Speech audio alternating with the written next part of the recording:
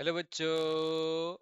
In a given question, the pressure exerted by an electromagnetic wave of an intensity I on a non-reflecting surface is. तो हमें बताना है कि कोई surface है, मतलब कि ये कोई हो गई सरफेस जो है नॉन रिफ्लेक्टिंग. इसको मैंने लिख दिया नॉन रिफ्लेक्टिंग सरफेस. अब कोई प्रेशर यहाँ पर इंट्रोड्यूस होगा किसकी वजह से? इस वेव की वजह से, जिसकी इंटेंसिटी है आई.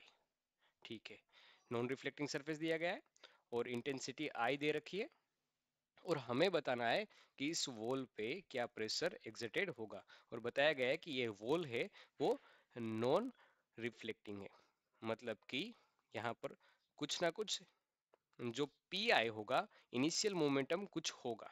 इनिशियल मोमेंटम कुछ होगा, उसको मान लेते हैं पी, और फाइनल मोमेंटम होता है कुछ जीरो. क्यों सर? क्योंकि ये नॉन रिफ्लेक्टिंग है. तो एक मेथड तो मोमेंटम का यूज करके हम इसको सोल्व कर सकते हैं, और दूसरा मेथड ये है जिससे हम ये क्वेश्चन सोल्व करने वाले हैं, जिसको मैं डिस्कस कर लेता हूँ की कंसेप्ट में. मतलब कि कंसेप्ट ये है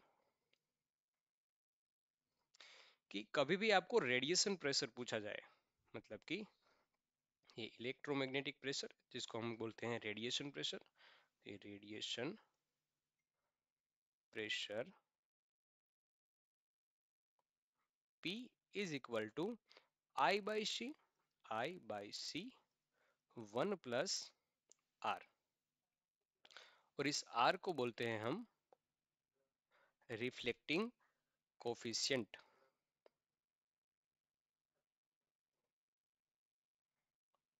कोफिशिएंट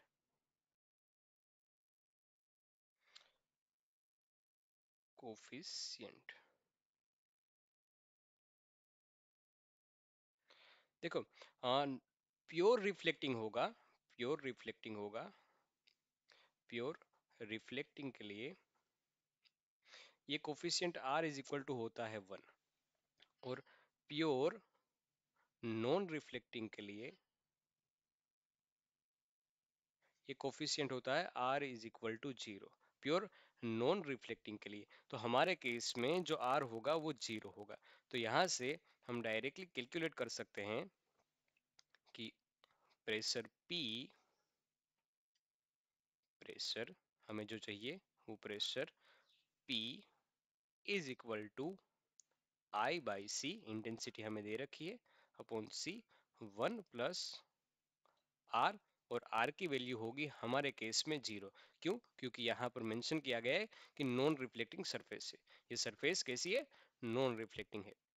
तो ये हो गया I बाई सी 1 प्लस 0. तो यहाँ से हमारा फाइनल आंसर आ जाएगा I बाई सी. तो हमारा फाइनल आंसर बन जाता है दिस, I by C.